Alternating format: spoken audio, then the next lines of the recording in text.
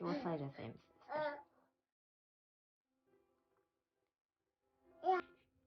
Осы мен көрсеткен массаж түрін 2 рет қайталаймыз. Сосын баланың іші желденуі және де жаңағы іш қатуы тоқтайтын болады.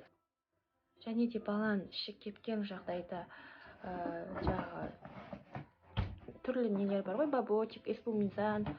Енді әр балаға әр қалай әсер етеді. Кейбір балдарға баботик әсер етеді, кейбіреулерге эспумизан, кейбіреулерге енді екеуі де көбіне әсер етпейді.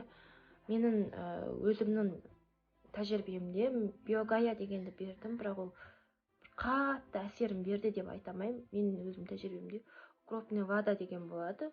Бір қымбат та тұрмайды, солшы 10,5 теңгедей тұрады.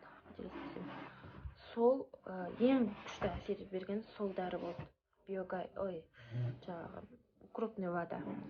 Соны беріп, плюс осы массажды жасасаңыздар, 3-4 айына дейін баланың іші кебуі болады. Осы массаж түрімен көмектесетін боласыздар балдарыңызға. Сонымен достар, менің каналыма тіркеліп қоюды ұмытпаңыздар. Қолдау мақсатында енді комментарий қалдырыңыздар. Келесі видеода кездескенше.